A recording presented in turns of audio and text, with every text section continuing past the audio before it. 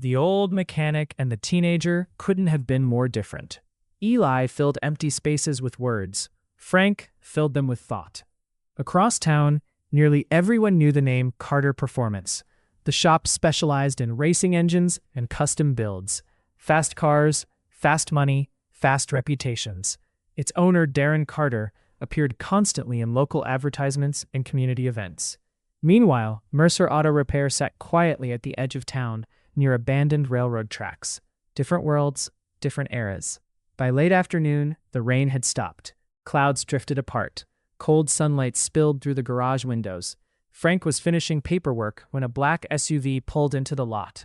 Eli looked through the glass door. "That's Darren Carter." Frank didn't look up. The SUV door opened. A tall man stepped out wearing a clean jacket and polished boots. He crossed the gravel and entered the office with the confidence of someone accustomed to being welcomed. Frank, Darren, neither offered a handshake. The silence between them felt old, not hostile, just unfinished. Darren glanced around the garage. "It hasn't changed." Frank looked at him. "Neither have you." A brief smile appeared, then disappeared. Darren placed a folded document on the desk. "The property's changing owners." Frank unfolded the paper. His eyes moved slowly across the page. Lease review, redevelopment notice, future expansion considerations. Words wrapped politely around a simple message. Time was running out. "When?" Frank asked. "Nothing official yet." "But," Darren shifted his weight, "but they're evaluating everything in this block." The office suddenly felt smaller. The ticking wall clock seemed louder. Outside, a gust of wind rattled loose sheet metal somewhere behind the building. Frank folded the paper carefully. No anger, no surprise, just quiet acceptance. "Appreciate the warning." Darren nodded. For a moment, he seemed ready to say something else. Instead, he turned and walked out. The SUV disappeared down the road. Eli waited until it was gone. "That's bad, isn't it?" Frank stared through the window. The fading sunlight reflected across rows of tools hanging on the wall. Tools he'd collected over nearly 4 decades. Tools that had outlasted friendships, trends, and entire businesses. "Maybe," he said. That evening they closed the shop as usual. Customers left. The highway traffic thinned. Darkness settled over town. At exactly 9 o'clock, Eli remembered he'd forgotten his backpack. He rode his bicycle back to the garage. The front office was dark. The parking lot was empty, but light leaked from beneath a locked rear workshop door, a section of the building Frank never allowed anyone inside. Eli approached quietly. At first he heard nothing. Then it came, a metallic clicking sound, followed by the soft hiss of compressed air. Then another sound, something rotating, smooth, controlled, almost delicate. Not the noise of a repair, the noise of creation. Eli leaned closer, his curiosity growing. Inside, shadows moved across the frosted glass. He couldn't see details, only fragments. A workbench, machinery, the outline of an engine stand. Then, suddenly, the sound stopped. Silence returned. A heavy lock clicked. Eli stepped back before the door opened. Frank emerged carrying a toolbox. For a second, both stared at each other. "What are you doing here?" Frank asked. "My backpack." Frank looked toward the office, then back at him. Neither moved, neither spoke. Finally, Eli asked the question he'd wanted to ask for months. "What are you building in there?" Frank's expression didn't change. The old mechanic looked past him toward the dark highway beyond the lot. A faint wind stirred loose leaves across the pavement. Then he answered, "Something I should have finished a long time ago." Before Eli could ask another question, Frank locked the workshop door, switched off the lights, and walked toward his truck. The mystery remained, but for the first time, Eli knew one thing for certain. The old mechanic everyone had stopped paying attention to wasn't spending those late nights repairing engines. He was chasing something that had followed him for years. And whatever waited behind that locked door sounded far more important than anyone in town realized. The next morning, Frank arrived at the garage 23 minutes earlier than usual. Eli noticed immediately. Frank was a man of routines, the kind of man who could tell the time simply by the angle of sunlight on the garage floor. When routines changed, something had changed with them. The old mechanic unlocked the front door, switched on the lights, and stood motionless for a moment beside the workbench. His gaze drifted toward the rear workshop, toward the locked room, toward the project he never discussed. Eli pretended not to notice. For nearly an hour they worked in silence. A delivery van needed brake repairs. A farm truck required a new fuel pump. A retired schoolteacher brought in a sedan that made an odd rattling noise only when turning left. Normal work, normal customers, normal conversations. Yet something felt different, as if an invisible clock had started ticking. Around noon, while organizing parts shelves, Eli found himself staring at the rear workshop door again. The mystery was becoming impossible to ignore. Every night, Frank disappeared inside. Every morning he looked more exhausted. And now there was the least notice, the threat hanging over the entire building. Whatever Frank was building, time was clearly running out. The opportunity to learn more arrived unexpectedly. Late that afternoon, Frank received a phone call and left briefly to inspect a broken-down delivery truck several miles outside town. It was the first time Eli had been alone in the garage for weeks. At first he continued working. 5 minutes passed, then 10. His attention kept drifting toward the locked workshop. Curiosity slowly won. He walked toward the door. The handle was locked, just as always, but while standing there, he noticed something unusual. A narrow storage cabinet beside the wall sat slightly open. Inside were stacks of dusty manuals, old service guides, engineering references, maintenance books, nothing unusual, until he pulled one free. A notebook slipped from behind the shelf and landed on the floor. The cover was worn almost smooth. No title, no label, just years of use. Eli hesitated, then opened it. His eyes widened immediately. The pages weren't filled with repair notes. They contained calculations, hundreds of them. Handwritten diagrams covered nearly every page. Airflow paths, combustion chamber sketches, valve timing experiments, cross-sections of engine blocks. Complex formulas stretched across margins. Entire pages were dedicated to tiny adjustments measured in fractions.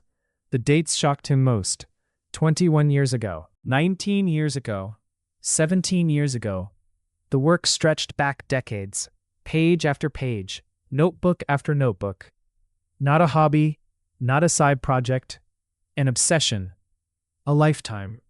The sound of tires crunching across gravel suddenly snapped him back to reality.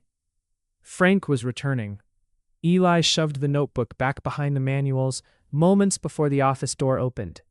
When Frank stepped inside, his expression immediately sharpened. Not because anything was obviously wrong, because something felt wrong. Years of working with machines had given him a mechanic's instincts, and instincts noticed disturbances, even small ones. For a brief moment, his eyes settled on the storage cabinet, then on Eli. Neither said anything, but the silence felt different. That evening, after closing time, Frank finally spoke. "You looked inside." It wasn't a question. Eli froze. Frank sat at the workbench, cleaning a wrench, slowly, methodically. "I found a notebook." The old mechanic nodded. The disappointment in his face hurt more than anger would have. "You shouldn't have." "I know." Frank placed the wrench down. For a long moment he stared at his hands. Grease permanently stained the lines in his skin. Scars crossed his knuckles. Evidence of decades spent solving problems made of steel and fire. "What did you think?" he asked quietly. Eli answered honestly. "I think you're smarter than everybody thinks." A faint smile appeared, just for a second, then vanished. That's not always useful. The comment lingered in the air. There was something beneath it, something older than the conversation itself, something unresolved. Before Eli could ask, headlights swept across the garage windows. Another vehicle had arrived. At nearly 8 o'clock. Unusual. Both men turned. A dark pickup stopped outside. The driver stepped out. Darren Carter. Again, this time, he wasn't alone. 2 younger mechanics followed him. Frank's expression hardened slightly. Not hostile. Guarded. Darren entered carrying a folded newspaper. Without speaking, he dropped it onto the counter. A local business article filled the front page. Expansion project to modernize industrial district. Mercer Auto Repair appeared in a small photograph. The caption referred to it as one of the aging properties likely affected. Darren crossed his arms. "People are talking." Frank remained silent. "They've heard rumors." People always hear rumors. Darren looked toward the rear section of the building. The secret project. Eli felt tension immediately. Not dramatic tension, the kind that comes from old history. Unfinished history. "There's no secret project," Frank replied. Darren laughed softly. Frank, the name carried years of familiarity, and you still can't tell when everybody already knows. The younger mechanics exchanged glances. They were curious, maybe skeptical, maybe both. Darren continued. They say you're building an engine. They say you've been building it for years. Still silence. They say you think it'll change everything. Finally, Frank looked up. No. Darren blinked. No? I don't think it'll change everything. The old mechanic returned to organizing tools. It won't change anything. For some reason, that answer unsettled Darren more than confidence would have. He studied Frank carefully, as though trying to solve a puzzle he'd been staring at for decades. Eventually he nodded. Then prove it. The room became very quiet. Not dramatically, naturally. The way people become quiet when they recognize a moment matters. Darren stepped closer. The county track's hosting a community motors event next month. Frank said nothing. Bring the engine. One of the younger mechanics smirked. Another looked uncomfortable. Darren's gaze never left Frank. Let people see what you've been working on. A long pause followed. Outside, wind rustled through dry leaves gathered along the fence line. Finally, Frank spoke. No. The answer surprised everyone, even Eli. Darren frowned. Why not? Frank looked toward the rear workshop, toward years of hidden work, toward something that clearly mattered more than he admitted. Then he quietly said, because it was never built for them. For the first time, Darren seemed unsure how to respond. He stood there for several seconds, then turned and left. The younger mechanics followed. The pickup disappeared into the darkness. Silence returned. Eli waited until the sound of the engine faded completely. Then he asked the question that had been growing inside him for days. If it wasn't built for them, Frank stared toward the locked workshop. Then who was it built for?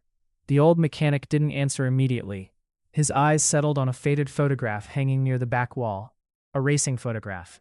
Old, yellowed, nearly forgotten. Eli had seen it dozens of times without paying attention.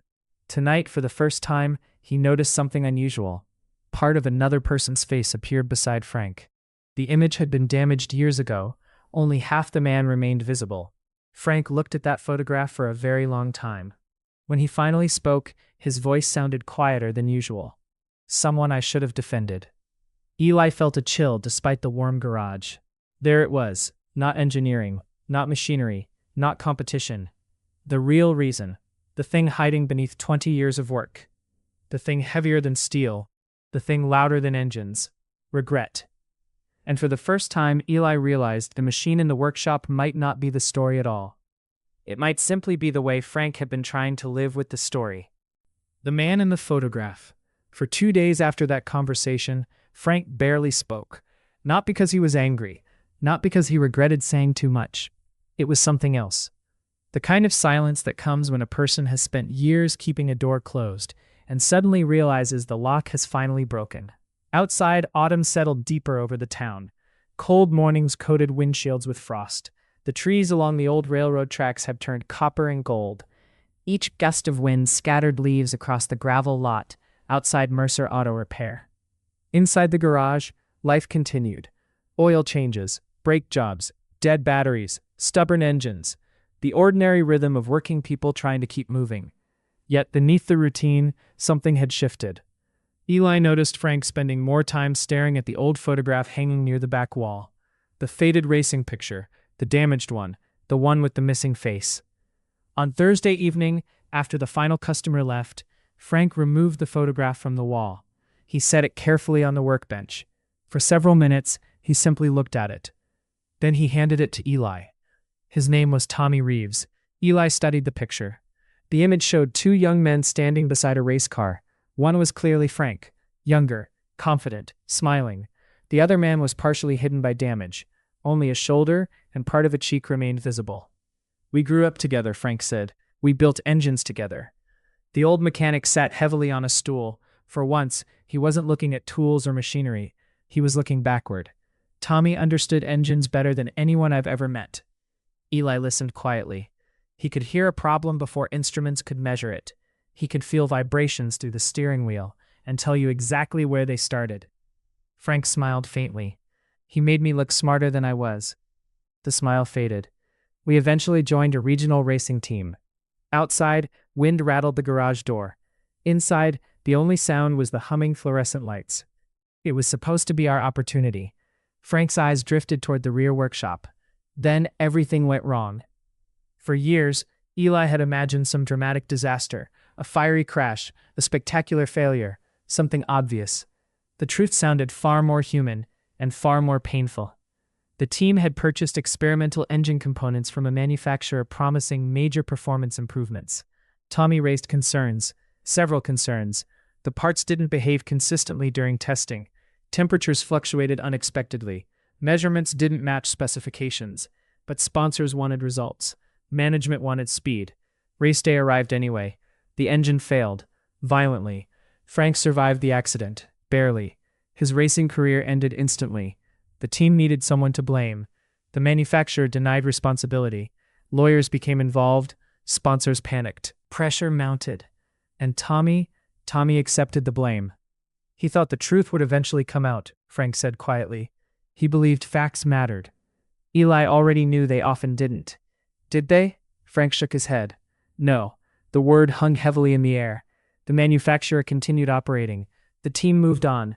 Tommy lost his reputation, then his career, then almost everyone who once called themselves friends. I should have fought harder. The old mechanic's voice remained calm. That somehow made it hurt more. I knew what happened. He paused. I just wasn't strong enough. For several moments, neither spoke.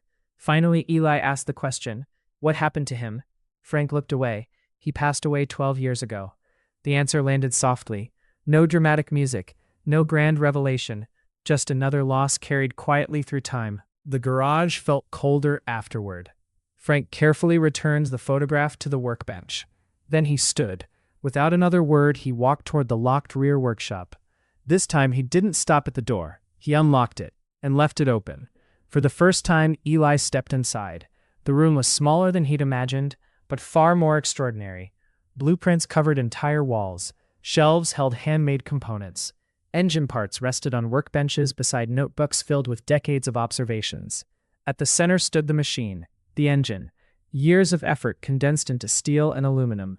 It wasn't flashy. It wasn't oversized. It didn't look like something built for attention. It looked purposeful. Every component seemed placed for a reason. Every surface showed evidence of careful thought. Frank walked slowly around it. Tommy always believed efficiency mattered more than brute force. His hand rested against the engine block. So I started asking questions. Questions became experiments. Experiments became designs. Designs became failures. Then improvements. Then more failures. 20 years of them. Maybe hundreds. The project had never been about building the fastest engine. It had been about proving an idea.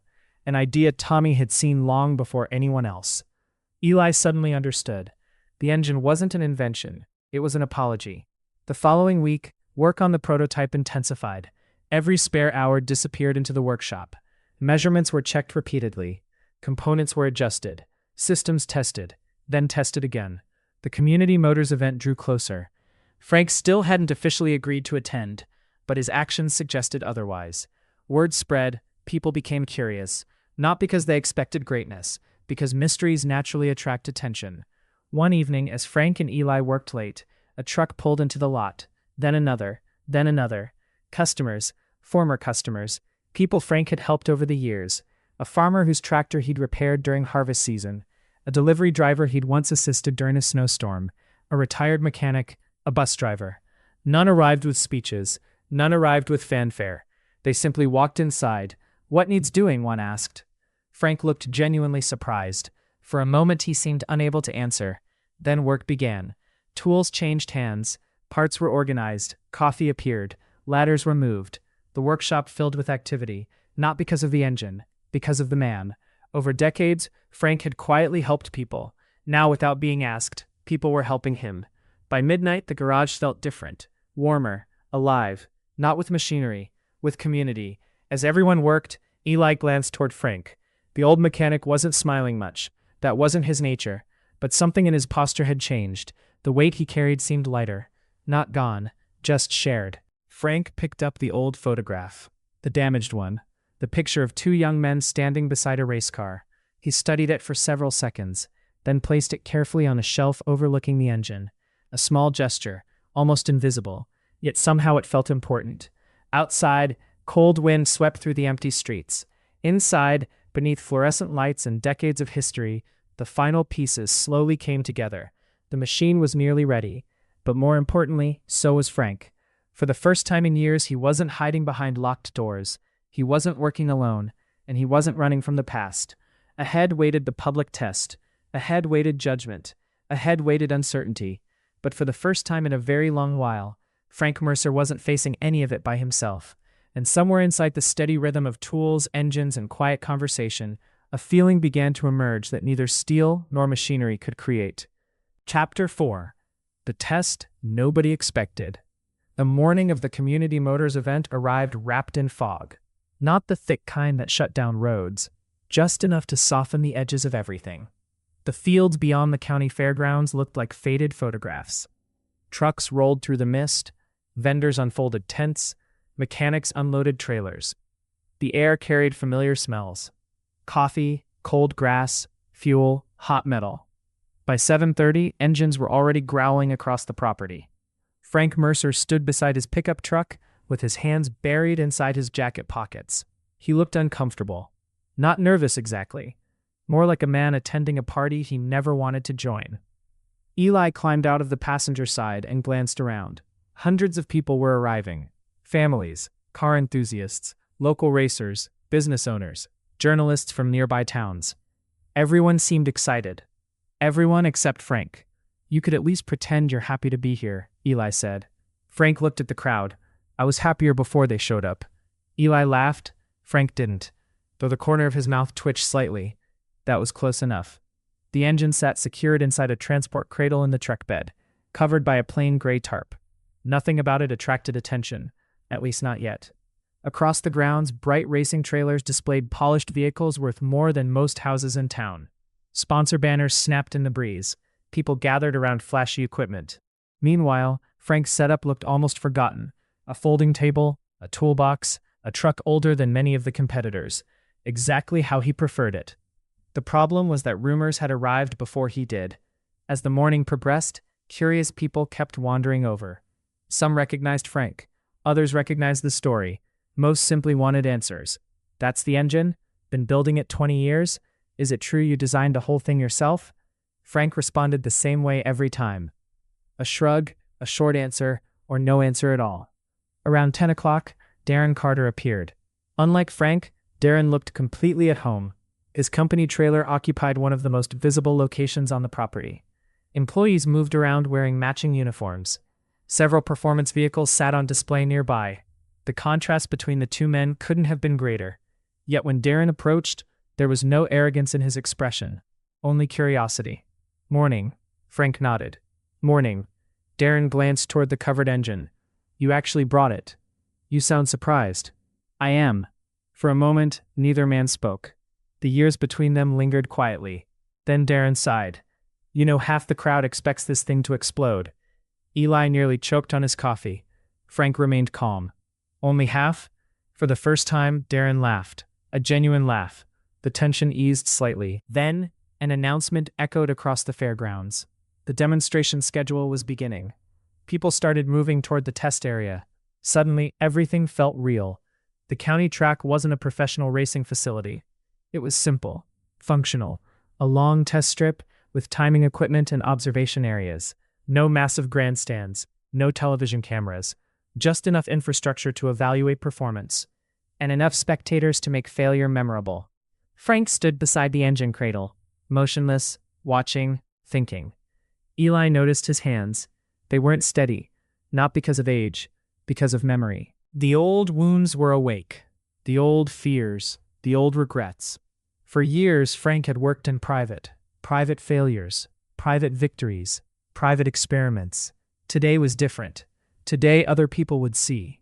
Around noon, officials invited participants to prepare their demonstrations. The crowd gathered. Conversations blended into a steady murmur. Engines revved in the distance. Somewhere, a child laughed.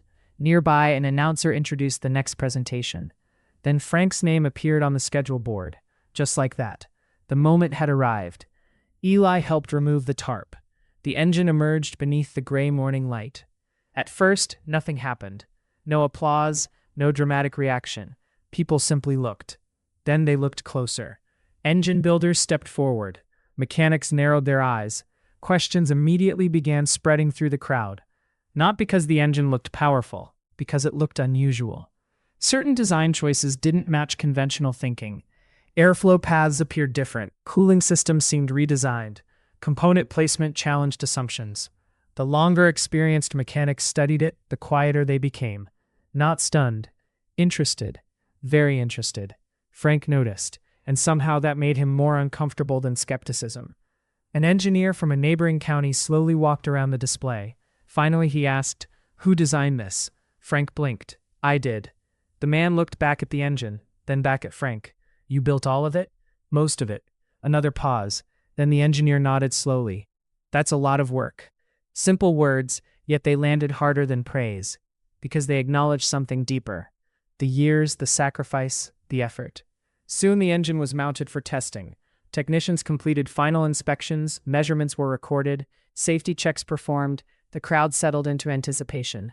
Frank stood near the starting area, quiet, focused, the way surgeons probably looked before difficult operations.